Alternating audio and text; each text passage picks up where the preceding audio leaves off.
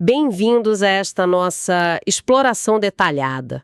Hoje a gente vai dar uma olhada num encontro importante, talvez um pouco menos famoso que o irmão mais velho, né? A reunião anual dos novos campeões do Fórum Econômico Mundial, o F, que rolou lá na China, o tal Davos de verão.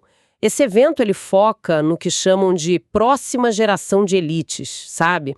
E aconteceu num momento bem agitado. O Klaus Schwab saindo do comando do F depois de décadas e o mundo pegando fogo com tensões geopolíticas. Então, bora tentar desvendar o que realmente aconteceu por lá e por que isso pode importar pra gente.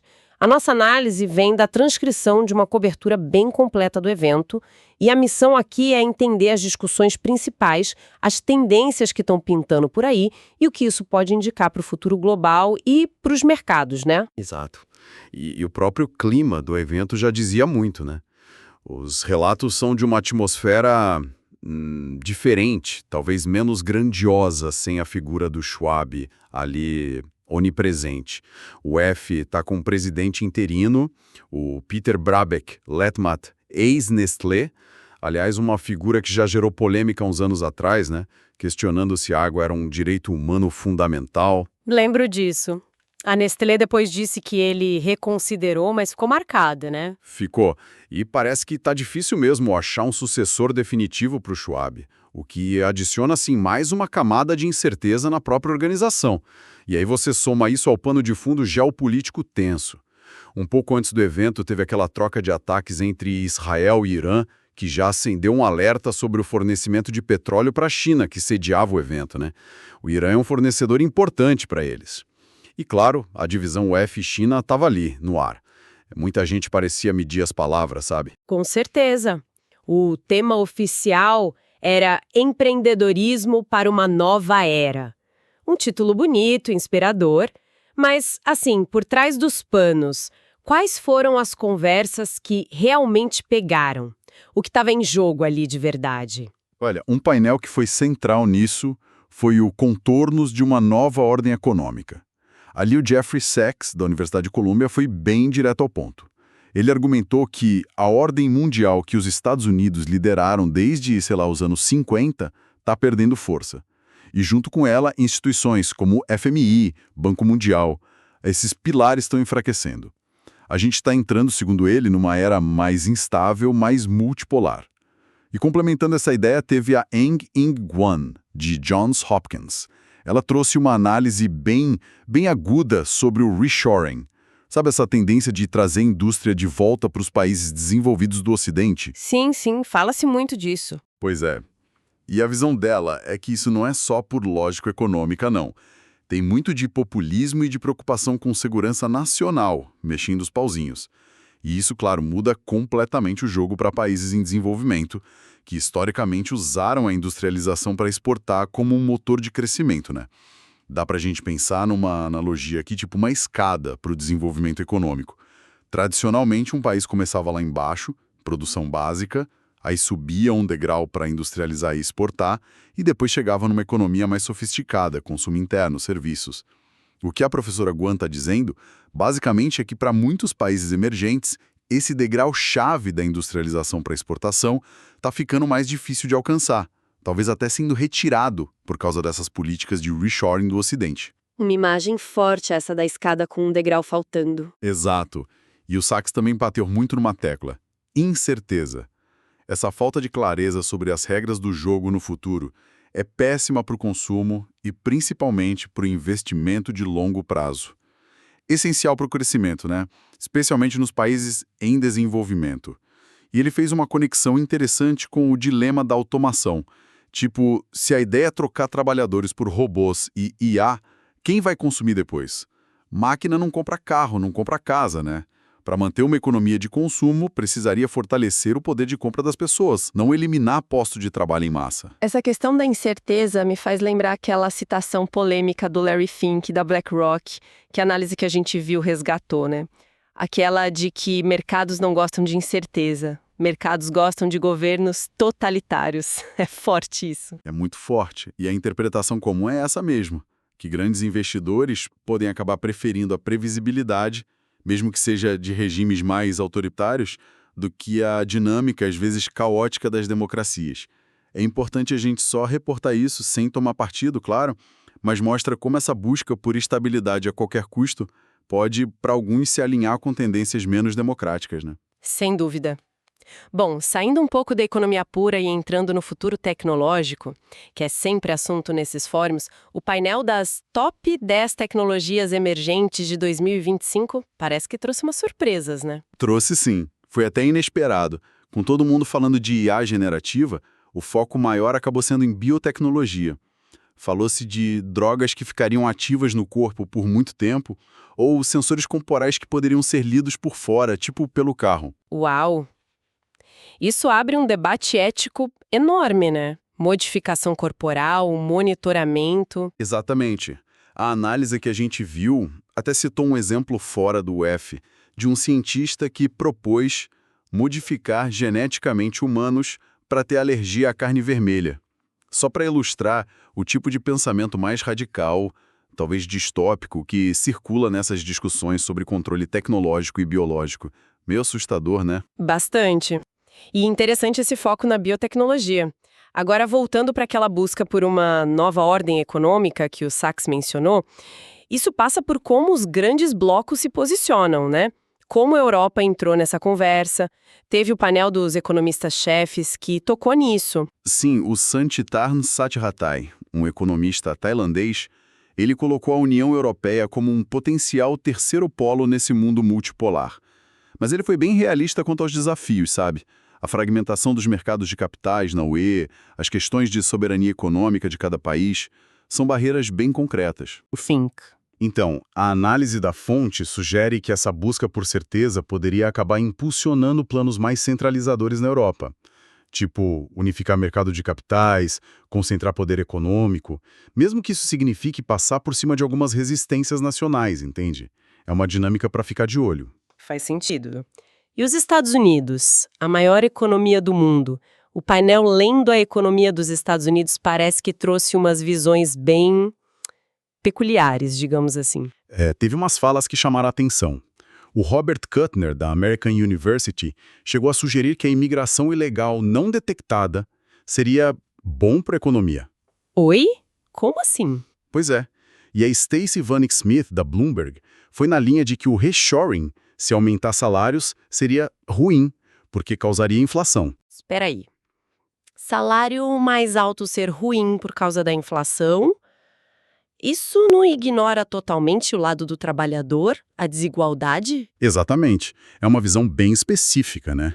E a análise que a gente viu contextualiza isso, lembrando que em outras discussões do próprio UF já tinha aparecido gente falando numa suposta necessidade de, tipo, 500 mil novos trabalhadores por mês nos Estados Unidos só para segurar os salários para eles não subirem. Nossa. Fica clara a tensão, né?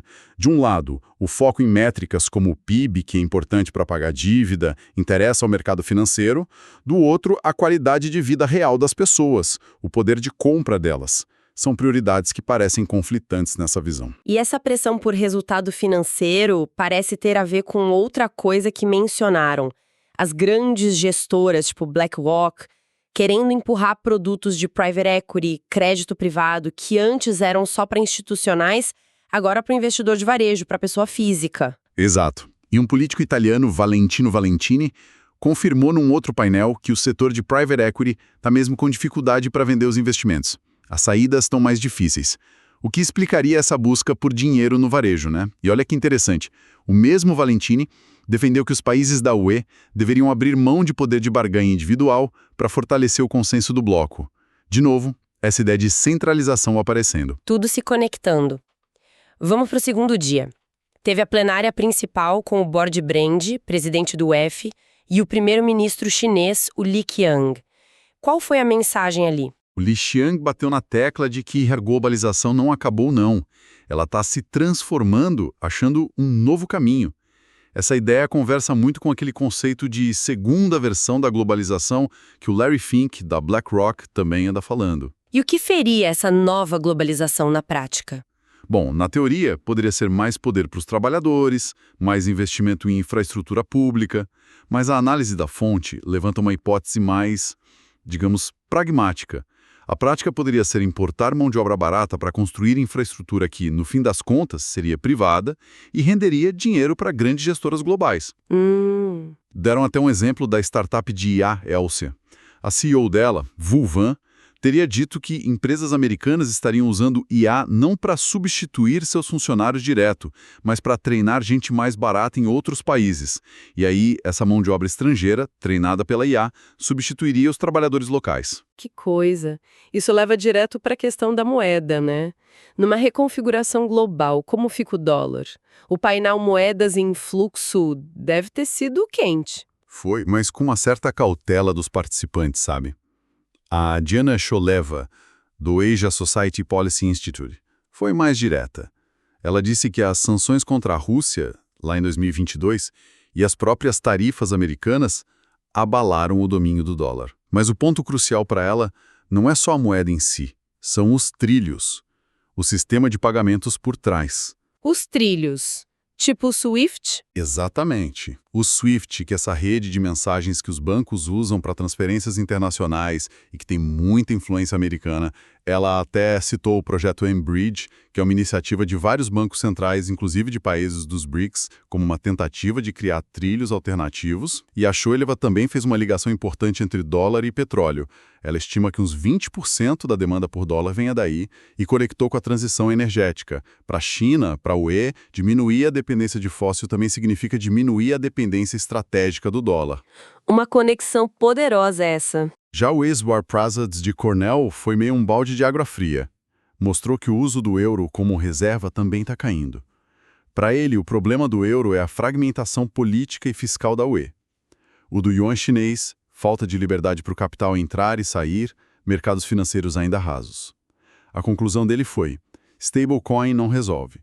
As moedas dos governos é que precisam melhorar. E por enquanto, com as alternativas tendo esses problemas e o sistema atual tendo muita inércia, o dólar continua rei. Arranhado, mas rei.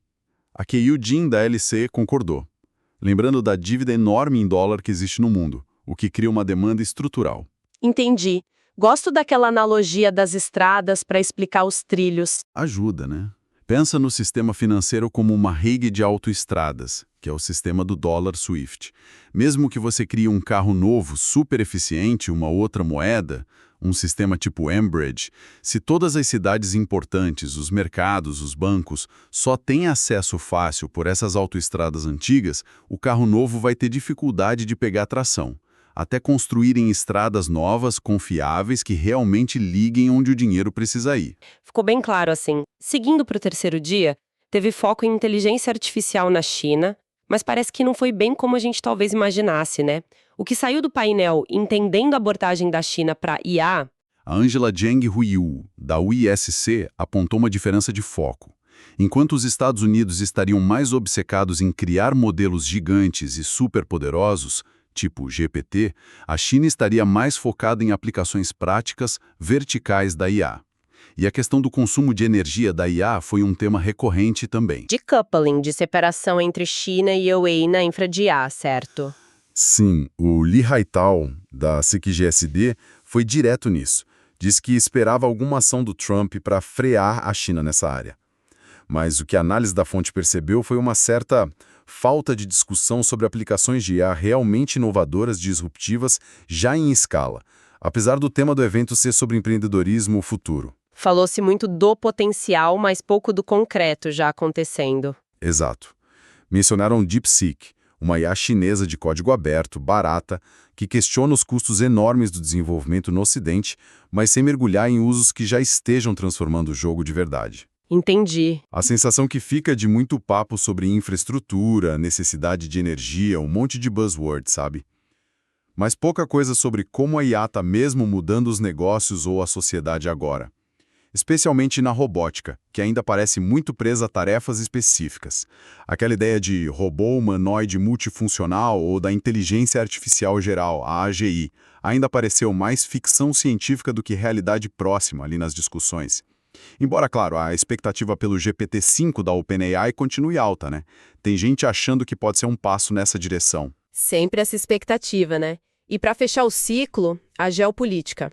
O painel Geopolítica, uma história em desenvolvimento, trouxe de volta aquele conceito da armadilha de Tucídides. O que falaram sobre isso? Esse conceito sempre volta. O risco de guerra quando uma potência que está subindo, tipo a China, desafia a potência que já está lá, os Estados Unidos. A análise mencionou aquele estudo de Harvard que olhou 16 casos históricos e viu que em 12 deles, 75%, deu guerra. Assustador. Aqui o Jim, da LSE, citou isso, mas argumentou que hoje os problemas internos da China seriam maiores que os externos. Só que a análise também lembrou da contranarrativa, né? Que historicamente governos usam conflitos externos para unir o país e desviar a atenção dos problemas de casa. Ou seja, a situação continua tensa, complexa. Com certeza. Então, depois desses 3 dias de muito debate entre essas elites globais, emergentes, qual é a grande foto? O que a gente tira desse encontro? Olha, a mensagem principal que a análise da fonte captou é de uma profunda transformação e principalmente muita incerteza. Ninguém ali, nem mesmo esses pensadores globais do F, parece ter um mapa claro do que vem pela frente. Essa reconfiguração da ordem mundial, muito puxada por esse desacoplamento a China, está gerando instabilidade em tudo, economia, política, sociedade. E isso bate nos mercados, que ficam voláteis, com o investidor buscando segurança onde não sabe se tem. E fica muito claro também o esforço do próprio F para continuar relevante nesse cenário todo. A organização não está imune a críticas da opinião pública, a ventos políticos contrários em vários lugares. Mesmo assim, a tal Agenda 2030, ligada aos Objetivos de Desenvolvimento Sustentável da ONU, parece que continua sendo o norte deles. Essa agenda inclui o quê mesmo? Só para relembrar. Inclui temas como moedas digitais de Banco Central, as CBDCs, identidades digitais, critérios ESG, ambiental, social e governança. A análise até lembra que esses ODS são meio que uma continuação das metas do milênio que eram para 2015, mas foram adiadas, em parte por causa da crise de 2008, e aí renomearam. Entendi. E essa exploração toda deixa a gente com algumas perguntas no ar, né? Algumas lacunas para a gente pensar. Exato. A análise aponta algumas. Vou listar aqui para o pessoal que acompanha a gente pensar junto. Primeira, se tem sinais de que o setor de private equity está com dificuldade, como falaram das saídas mais difíceis, e ao mesmo tempo estão querendo vender isso para o varejo, quais são os riscos reais para a pessoa comum que entra nesses investimentos? Segunda, além de sistemas de pagamento alternativos, tipo Merge Bridge, que outras ferramentas ou estratégias práticas os países emergentes, os BRICS, estão mesmo usando ou desenvolvendo para depender menos do dólar no dia a dia do comércio, das finanças? Terceira, e a IA na China? Apesar de não ter sido o grande destaque ali, quais aplicações específicas e que já estão ganhando escala por lá realmente se diferenciam do foco americano nos modelos gigantes? Então, resumindo, tudo que a gente vê é um mundo se redesenhando completamente. As elites buscando respostas, talvez tentando garantir o próprio lugar nesse novo jogo, enquanto a geopolítica e a tecnologia criam um futuro bem incerto ainda. É uma fotografia complexa desse momento de virada. Sem dúvida nenhuma. Isso leva a uma reflexão final que a análise da fonte coloca e que é bem provocativa. A história mostra que grandes crises financeiras costumam atrapalhar ou atrasar essas agendas globais muito ambiciosas. Aconteceu com as metas do milênio pré-2015, que a crise de 2008 afetou.